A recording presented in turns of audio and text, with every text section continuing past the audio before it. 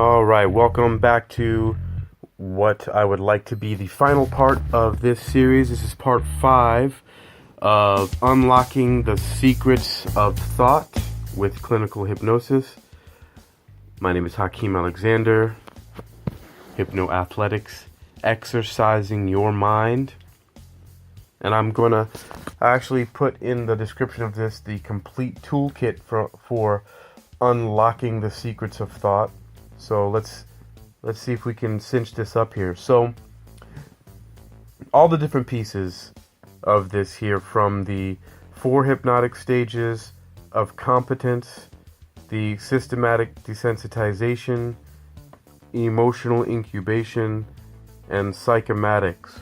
So in essence, everything that I do as a clinician, or anybody that is wanting to make a significant change in their life using psychological, behavioral science, hypnosis methods and techniques, things like that deal with the mind or metaphysical, what we're essentially doing is we are using systematic desensitization. And so if we at least accept this as what's being done, we have a starting point and a foundation to work from, so that we're not like grabbing at straws and trying to figure out what's going on. This is actually what's happening here. From years of experience, I've seen that it's really all about this. I mean, there's a lot of other complex things going on, but really what's happening is this. And let me use the example of an actor and who wants to land a big part and really ace their audition and do their best when they do their audition, and you know, all the things that lead up to that, the rehearsals, the reading of the lines, the acting classes, all of that stuff. So why systematic desensitization? Well, because in the process, what's happening is unconsciously people are associating their fears of losing and failure, and that's being associated and attached and embedded to their goals and their ideals. And so this is like an addiction that we have psychologically, subconsciously, unconsciously.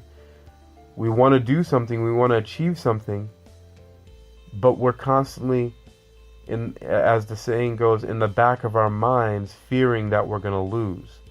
And so in order to increase our chances of success significantly, we want to replace that. We want to systematically desensitize ourselves from accepting and allowing and responding to having fear of failure be part of the equation. So what we're doing is we're essentially systematically desensitizing so that the critical filter doesn't so easily allow fear of failure and disappointment to be the dominant emotions.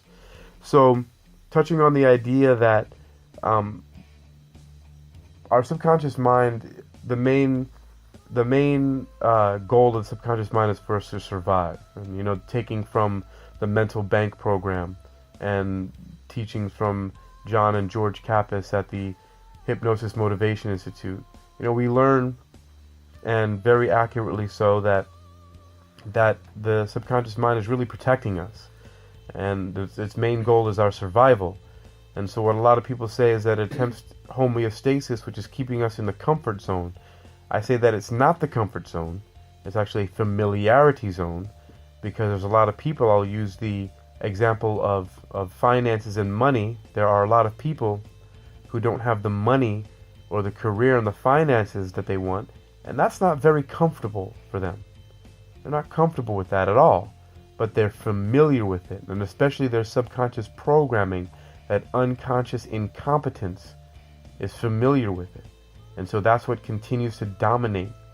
So anytime somebody goes too high past their normal familiar amount of money that they make, they do something to sabotage and bring themselves back in their familiarity zone. If they drop too low, then they'll scramble frantically to get back up into that familiarity zone, to remain in that homeostasis.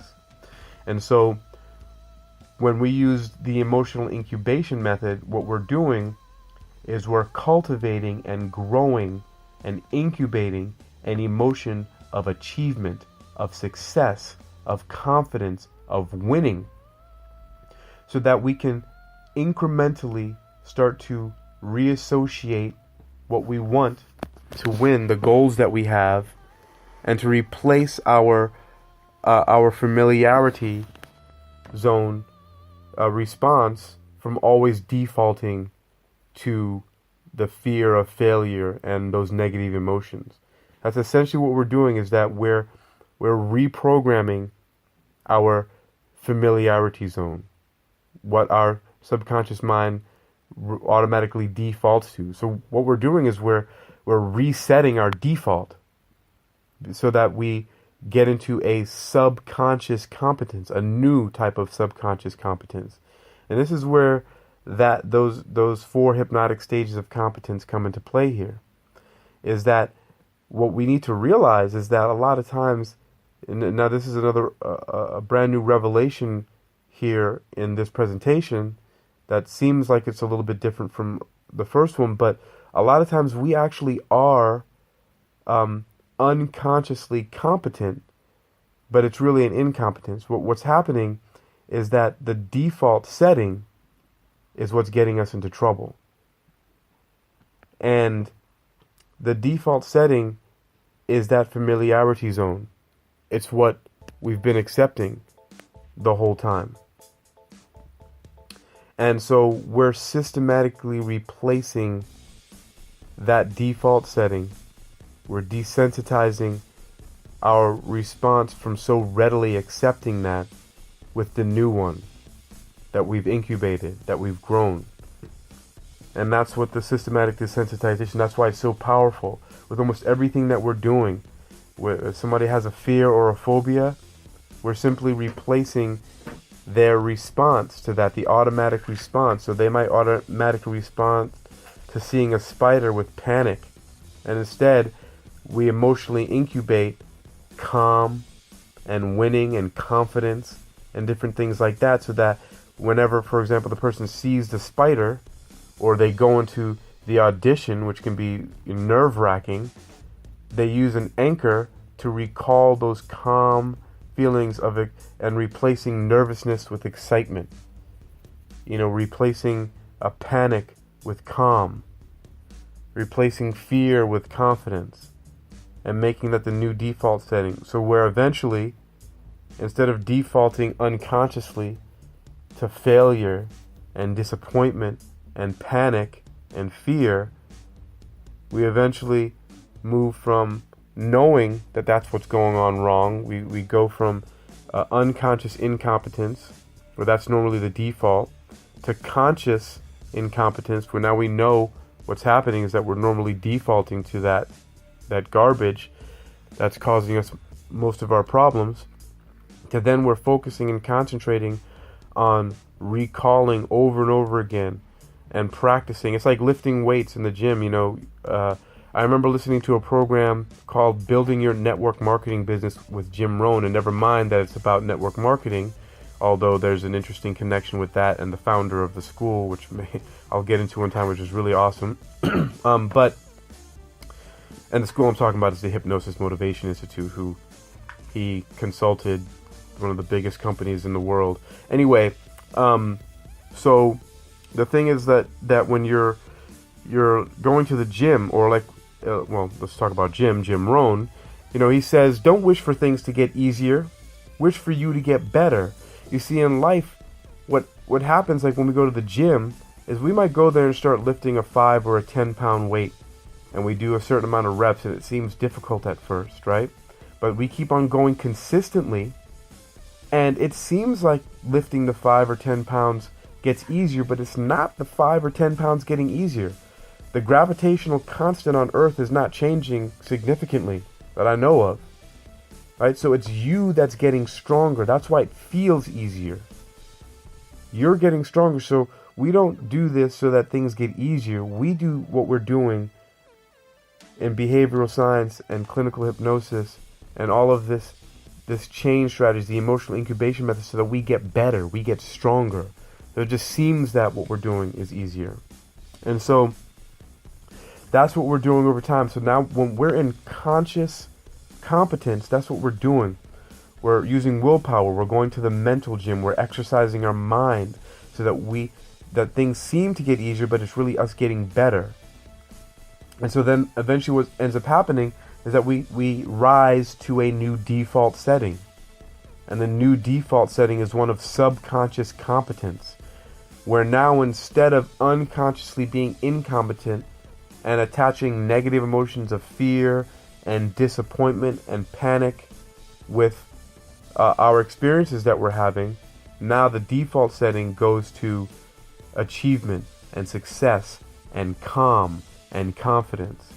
And that's what we're doing. We're systematically desensitizing from the negativity and the old familiarity zone in default settings and replacing it with a subconscious rather than unconscious response rather than an unconscious reaction of this new response, this new response is what we're doing. And it's just like exercising in the gym. We're getting stronger. The weights only seem to get easier. And in psychomatics, like we look at Newton's first law of motion, it really, we can look at it, like for example, if something's going along a certain way in your life, you're standing still. Like a lot of people, there's these conceptual metaphors for this too. There's tons of them that go along with kinematics that fascinate me. One of them is that, inertia or homeostasis, right? So inertia, that an object's at rest, or it's going to stay at rest, and an object in motion is going to stay going, like you're going to keep going into the negative direction in your life that you're going, unless you're acted upon by an outside force, and this outside force now is this emotional incubation method that we're consciously being competent of exercising it and replacing the default setting, right? And we are now moving into a completely new mode of operation. So where if you were still or you were going in a certain direction, we know that what we're doing by consciously recalling the incubated or cultivated emotion until it becomes a subconscious competence, and then all of a sudden, right, things start to change for the better. We can look at this from a psychomatic, a conceptual metaphor standpoint and say, well, I was sitting still in an unwanted place or moving in an unwanted direction until I started practicing the emotional incubation method. And so, what else was it? So we know that the change, when these two things happen concurrently, we started doing this thing and now we're moving in a direction we want to, we know that it's the new process that we're using. So we go to that audition and we're rehearsing and we're practicing and we recall those emotions that we want to, and things start to change for the better.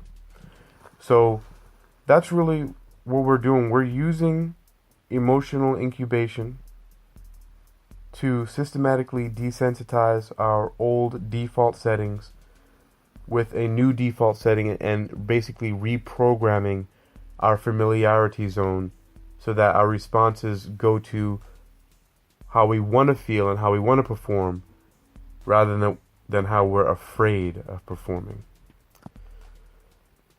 I'm going to touch more on this, but for now I'm going to end this series. This is Hakeem-Alexander. Hypno-athletics, exercising your mind. I know you got a lot of value out of this, so I'll catch you next wave. Stay well.